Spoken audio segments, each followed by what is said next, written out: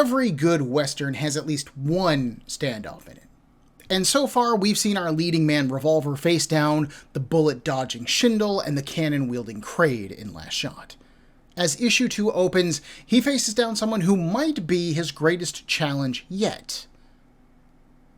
Revolver and the white-haired girl stand in the middle of a vast, empty desert. A few craggy rock outcroppings jut up from the sand that lies in all directions around them. We can just make out a smoking burn mark behind Revolver, but what it was, we don't know yet. The two stare at each other. "So, which way are you headed?" Revolver asks. The girl points behind her, towards the horizon. "East," she says, "to Nolam City." Revolver spins on his heel and heads west. The girl shouts after him, "Hey!"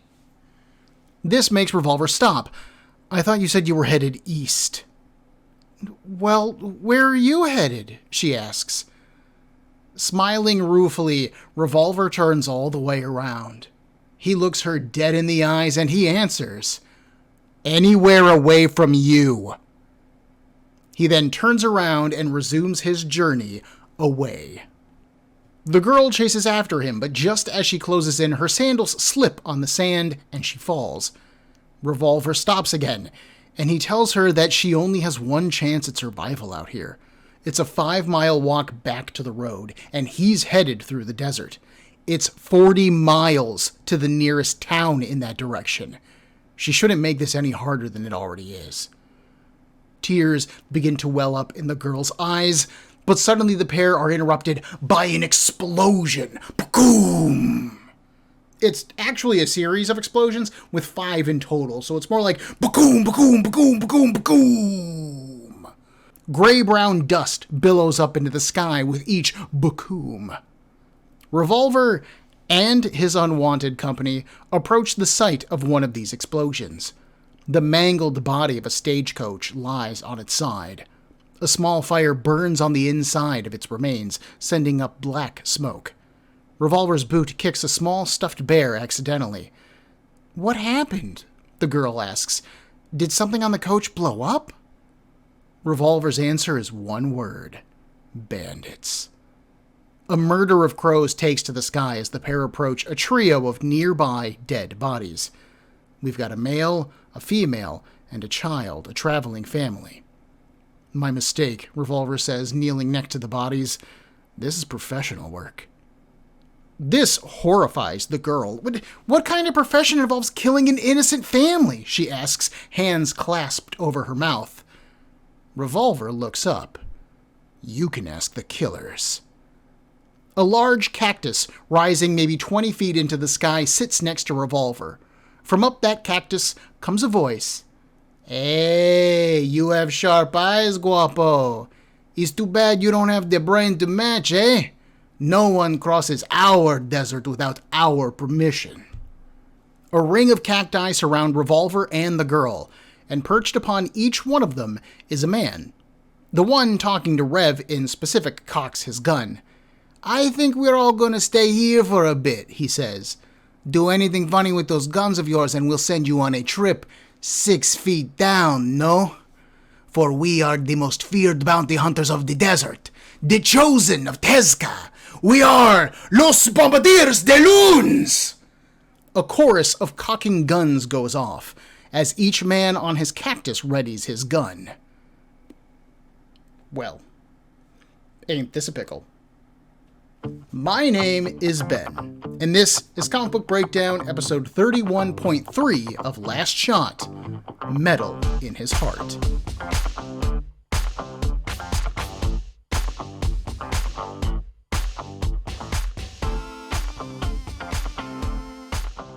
Well, this is a change of pace, huh?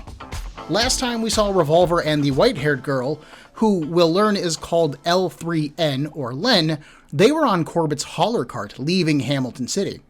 Heck, Revolver and Corbett didn't even know that Len was there. Now we open this issue and Corbett is nowhere to be seen. Revolver and Len are standing in the desert, and according to Revolver, they're 40 miles from town. What the heck happened between issues?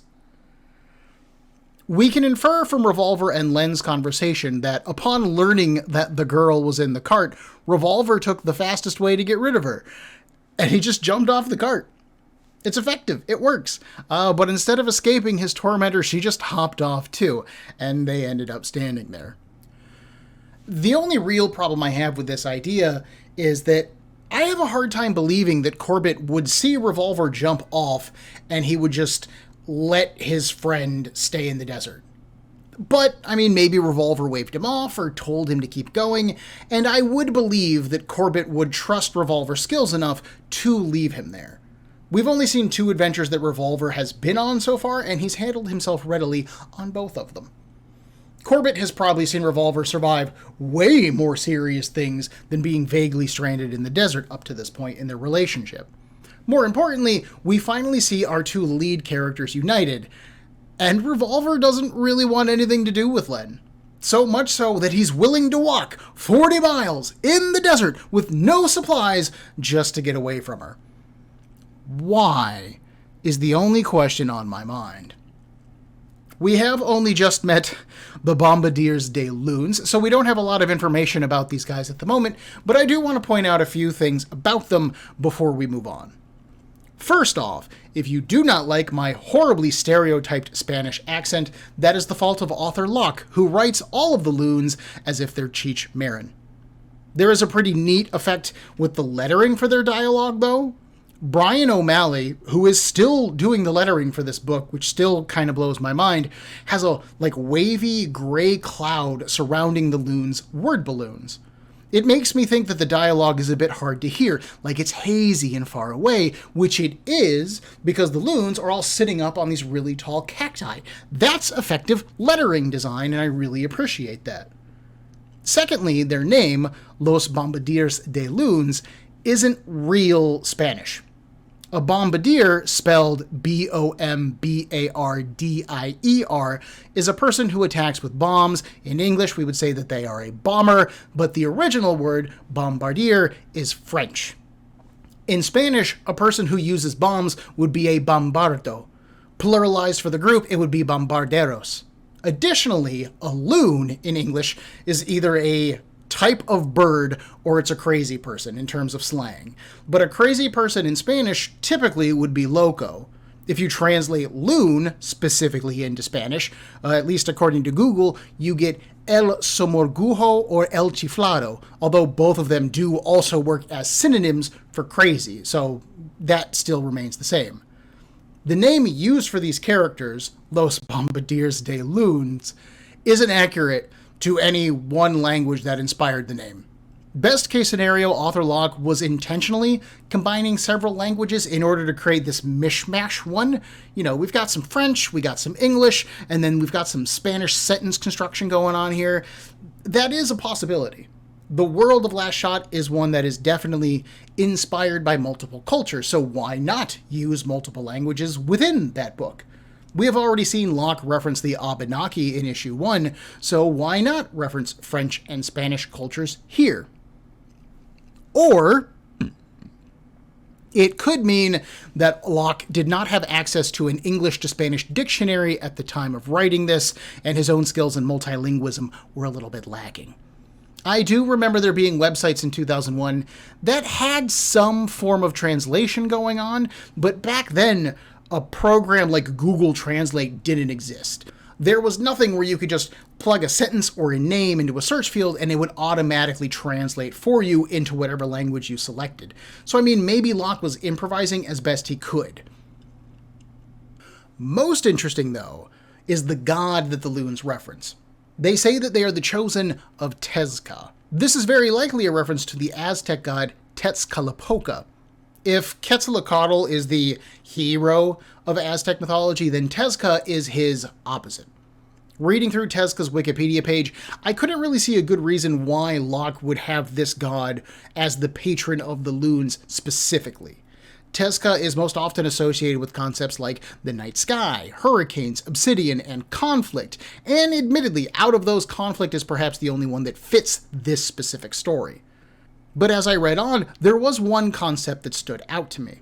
A pair of specialists in Mesoamerican studies, Carl Taub and Mary Miller, wrote, quote, "More than anything, Tezcatlipoca appears to be the embodiment of change through conflict," end quote, in their book, The Gods and Symbols of Ancient Mexico and the Maya.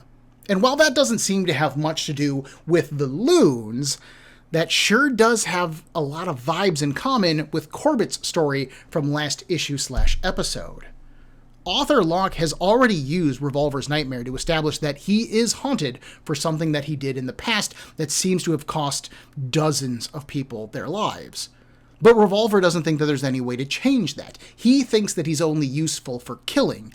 This belief is so ingrained in Rev that when Aiden offered him intel on a 6 million watt bounty, he didn't want to make use of that information at all. Revolver is someone who wants to change, but he doesn't know how, and so now he is in a position where he actively tries not to change, which is a great character conflict. In issue 1, Corbett told Revolver a story about a girl who failed to make a choice, and so she was turned to stone. Corbett was telling Revolver that people have to make choices in their lives, or they might as well be stone. They accomplish nothing. And then here we have the Chosen of Tezca challenging Revolver just as he takes, kinda, sorta, possession of the 6 million watt girl, the very one who put him off on this journey to begin with. A group that worships a god who enacts change through violence? That's the kind of god that sounds right up Revolver's alley.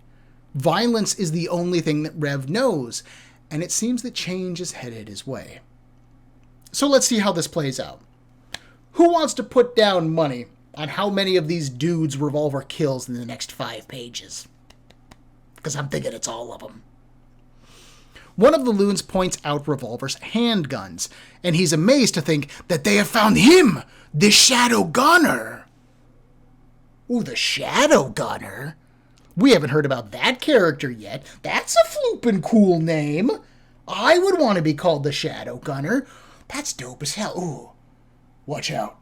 I'm the Shadow Gunner. I mean, it's long, it's got a lot of syllables, but I like the overall vibes of, ooh, Shadow Gunner. Another one of the loons adds that they say that the Shadow Gunner once killed 500 men someplace out east. Oh, did he now? Somebody killed 500 men out east and maybe they're a little haunted by it and they don't want to travel back east in the exact same direction that the little girl who was with them wants to travel right now? Why, that's a bit of interesting information. Thank you, Mr. Random Background Loon Character, who barely has a name. The leader of the loons, a guy called Tino, doesn't care if this guy is the Shadow Gunner or not. That girl with him is the one with the 6 million watt bounty that everyone is talking about. If they take her and they split the bounty, that's 1 million watts each. Plenty for each of them. Despite being surrounded and outgunned by the loons, Revolver just starts to walk away from them. And everyone just kind of like pauses in confusion. Even the girl is unsure of what's happening here. Revolver, however, chuckles. Nervously, Tino starts to chuckle too. And this goes back and forth.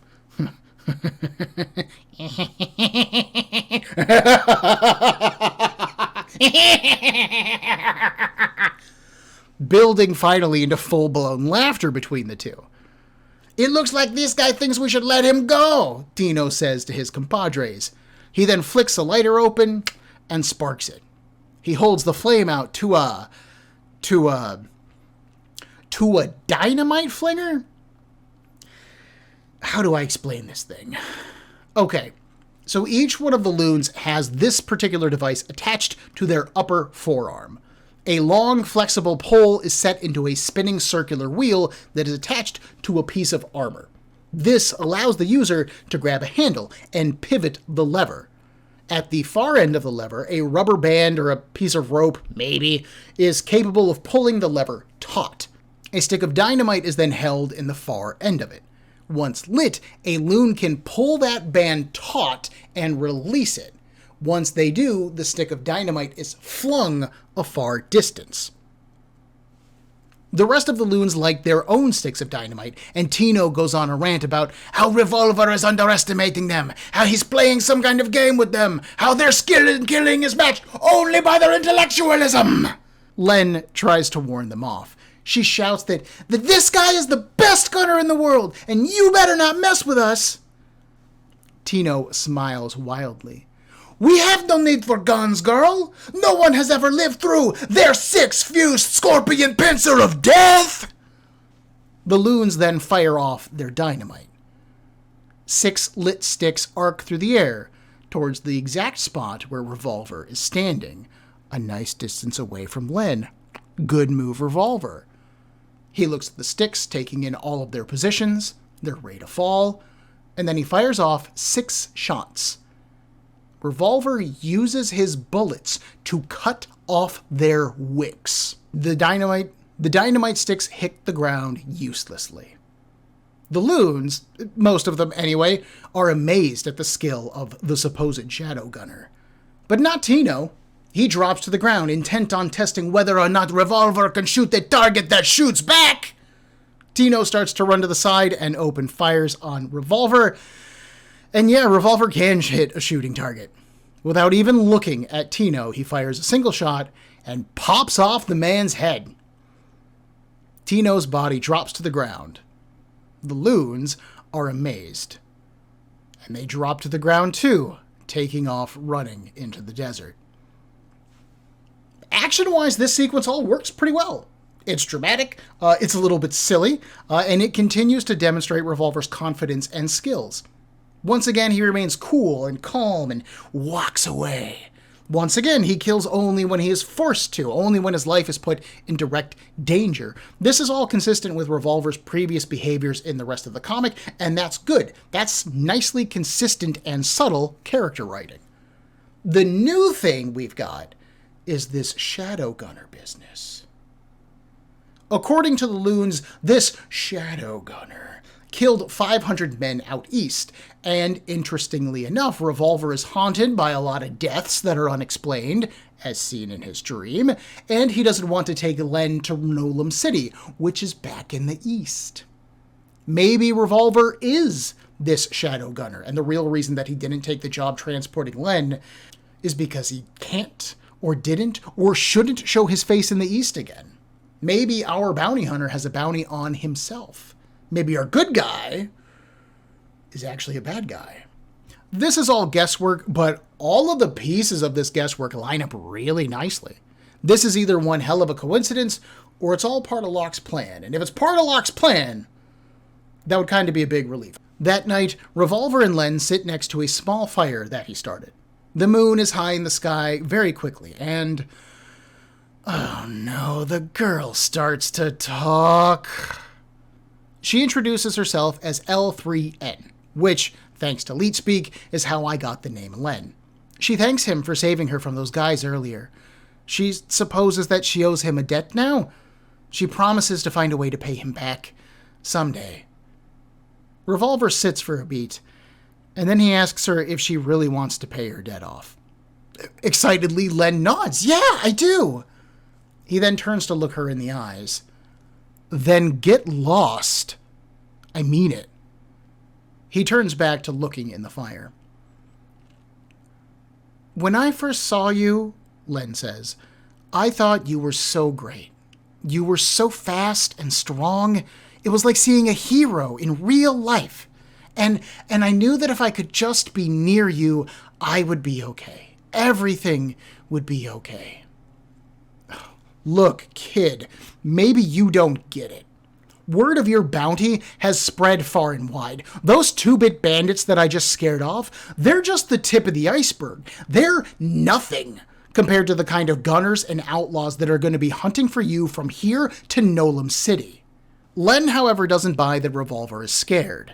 At least, he's not scared of the fighting. He's not scared of maybe getting killed. She thinks that he's really scared of people. That maybe he'll talk to someone and they'll say something that makes him think about something that he doesn't want to think about. I bet that's why you jumped off Corbett's wagon and why you're trying to get rid of me now.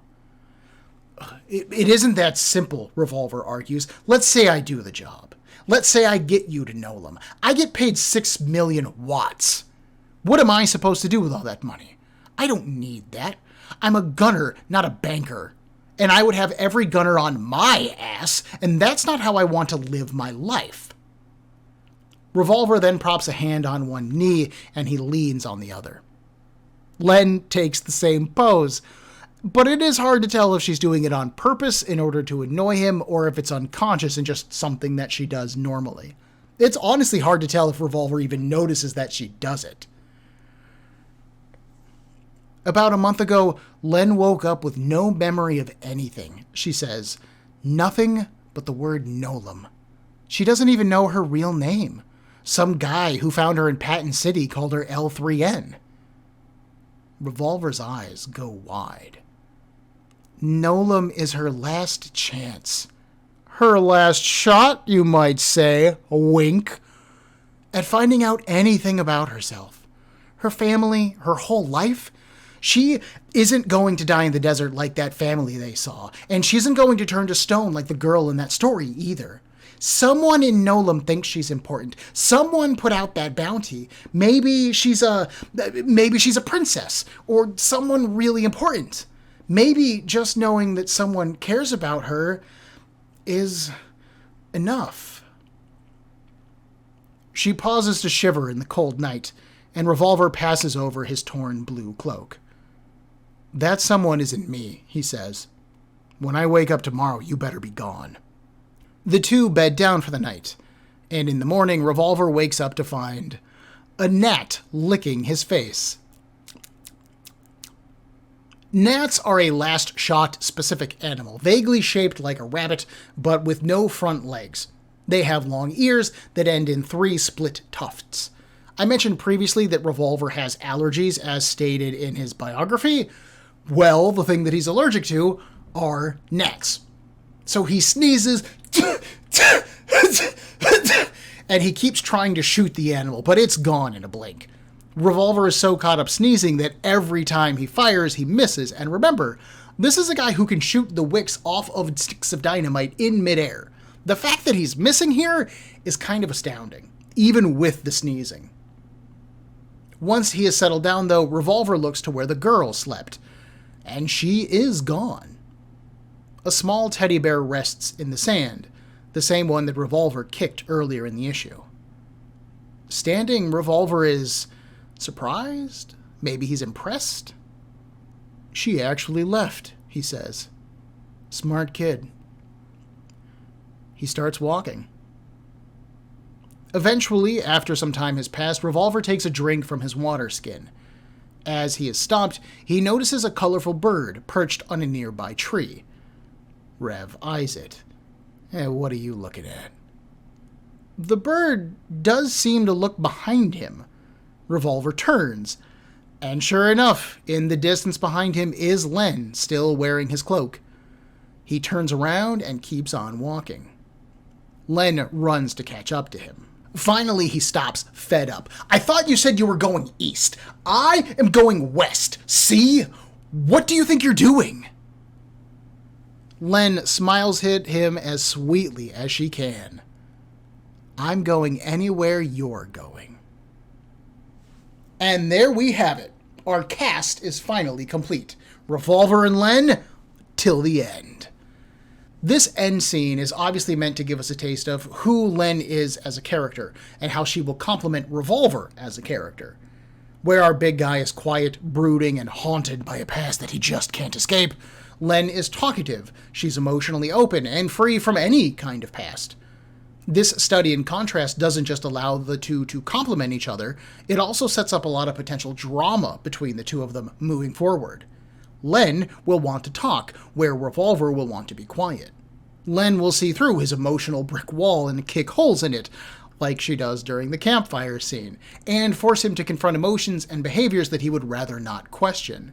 She's going to chat with other people, while Revolver will want to have kept to himself. She is change embodied, and she's not leaving him alone anymore. From Revolver's perspective, Len isn't really trouble because of her bounty. He can handle himself for the most part. She is trouble because she'll be forcing him out of his comfort zone constantly. And thankfully for us, that will create good comics. Len is pretty much your classic little tragic amnesiac girl otherwise. I am confident that she's some kind of like biological weapon a la Wolverine, and that whoever is paying the bounty wants her back for some kind of nefarious purpose. If this were an anime or a JRPG video game, that is exactly the plot that I would be expecting. We have no evidence of that here, but we know that the world of Last Shot has cyborgs, it's got advanced technology, somebody clearly wiped her mind, somebody with resources and money wants her back, they're paying 6 million watts. And what would be more tragic to a dude like Revolver than protecting this girl all this time, only to see her used as a weapon when he finally reaches the end of that journey? That's great storytelling. Again, as a reminder, I am just totally spitballing that aspect of the story. From what I remember of the last 2 issues of Last Shot, that is not something that happens by the end of the book. I'm just theorizing on the bigger picture because, unfortunately, we never get to see it. Spoiler alert. From a more serious perspective, the one thing that stood out to me about her story otherwise is she says that some guy who found her is the one who named her. Who is this guy? Why would he give her the name L3N specifically? That's a weird name. That's not something you name an adorable little girl when she presents with amnesia. Which is why I suspect that she's some kind of experimental bioweapon. Why would this guy name her but then not take care of her, right? That's something that feels weird too. Like if I was walking through the street and a little girl walked up to me and she was like, I don't know who I am or what I'm doing here. I know the name Nolam City. I wouldn't be like, well, you know what? Your name's K4R. Goodbye. And then just go about my business. That sounds insane. It is possible that the author Locke has left this part of Len's story vague for reasons. Maybe Len ran away from whoever this dude was. Maybe he did take her in, but then he was a creep, or he had nefarious purposes of his own. Maybe there is a reason that this is the one part of herself that she doesn't elaborate on. I'm hoping that it's that, because otherwise, it's just lazy writing. And I'm a little nervous that it's lazy writing. Unfortunately, we don't have a lot of history to gauge Locke's storytelling capabilities on, so we're going to have to leave it up in the air for now. From a real-world perspective, my only complaint about this issue otherwise is that Revolver is shown with a water skin and he is able to start a fire with seemingly no supplies on him at all. Maybe he could have used the hammer on his handguns to make a spark and light some dead wood that he found, but still. He sure wasn't dressed to go walking into the desert, and he wasn't expecting to walk across the desert. Remember, he was riding on Corbett's wagon, so the fact that he's got supplies but no pack just bothers me. This is one of those details that you don't really think about when you're reading the comic, and giving Revolver a small pack wouldn't have changed the overall narrative, so even if you added it in, it's not like it would have added much to the story. But that's why it should have been there to begin with. Heck, it wouldn't even need to be Revolver's pack, right? He could have just hopped off Corbett's wagon and grabbed a supply bag that Corbett had just in case things went wrong, right? That would work perfectly fine as an explanation. That would be fine. But we didn't get that. And so while I am only a little bit bothered by this, I am still bothered by it. A particularly cute thing I noticed at the end of the story is that we do have a see you next issue blurb, but more importantly, with that blurb, we have a code. I hadn't mentioned this fact yet because I honestly didn't think that it was going to matter to the, I don't know, to anything else in the comic, but underneath the letters of the title font on the front cover of the comic, there are dashes and dots that are Morse code. I don't know if I noticed this when I was younger and I first got these issues or not, but I certainly never had the ability to translate them. So I translated them, and surprisingly it says Last Shot, so no big deal. But here at the end of issue 2, there is a string of code framing the See You Next Issue text. Looks like this. Decoding this bit, it says, L3N joins the party, fanfare music playing. This is very clearly a reference to JRPG video games. Back in the day, older JRPGs like Final Fantasy would sometimes have characters join and leave the party as their story progressed. When this happened, a little musical sting would play, and the Last Shot creative team is clearly tipping their hat to that tradition. Clearly these guys are some gamers. Obviously, I don't know whose idea this was at the time of publication, whether it was the author, Locke, letterer Brian O'Malley, or someone else entirely. But I love this touch. It was a fun challenge to translate the little bit of code myself, and it does add a nice bit of interactivity that I really ended up enjoying. Most comics, you just read and then you're done. Rarely have I ever been asked to code break, and so that's neat. And while it isn't important to the overall story, that's something that I think is a good thing about this tidbit.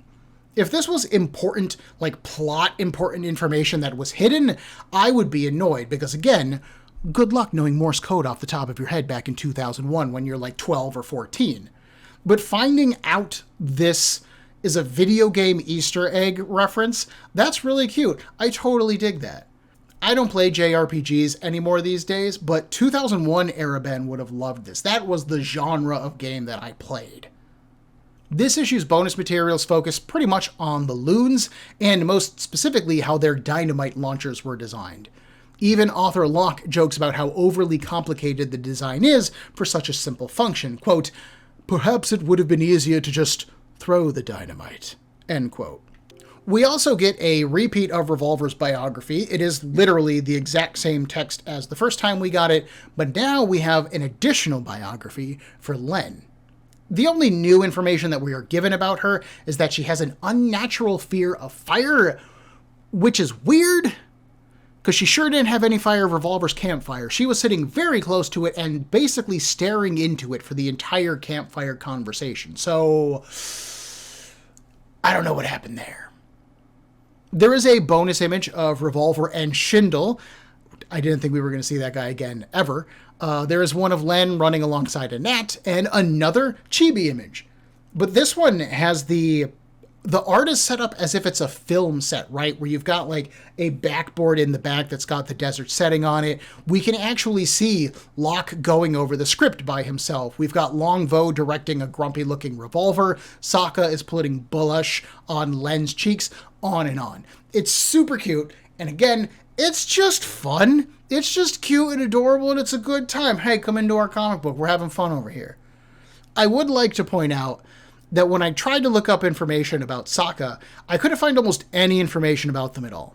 Therefore, I used they, them pronouns when talking about them back in Last Shot, First Draw. But here, in this particular picture, Saka sure does look like a woman to me. I could be wrong, which is why I am sticking to they, them, but I did want to highlight that Saka might be a woman. And as far as I know, she is the only female working directly on this comic. This issue does also feature a letters page, which is new to the world of Last Shot, but I always love to see it. It's always fun to hear from other fans and to see the responses from the creative team. And this creative team gets very insightful with their responses. And we also have our first ads. Thankfully, those ads are all for other comic books, and they are all placed after the story and bonus material has wrapped up, so I really don't mind them. They're perfectly ignorable. If anything, they just feel like suggestions for other good books to read, like, oh, if you like Last Shot, you should be reading this. And I mean, I'm always looking for another comic. I shouldn't be what I am. And one of the comics that they suggest is Battle Chasers, which I think thematically and in terms of taste and vibe is kind of a perfect match for Last Shot, in that they are both fantasy, they are both inspired by anime and manga and JRPGs and video games, and while they are both incredibly different, they do have that same vibe. Revolver and Garrison actually vibe a lot together. Len and Gully, again, both have the adorable little girl thing going on, so that's super neat to me. And again, just a good bit of marketing to be like, hey, if you like Last Shot, you're probably going to like Battle Chasers. Good luck finding an issue of Battle Chasers back in 2001, because I think it would have been like 3 years since the last issue came out, but still, it's a good fit. Next week, Revolver and Len are implicated in a murder massacre mystery. Or at least, I mean, Revolver is. Len is kind of off doing her own thing, and we will get our first hint regarding her past. We will also meet the sixth Iron Steed.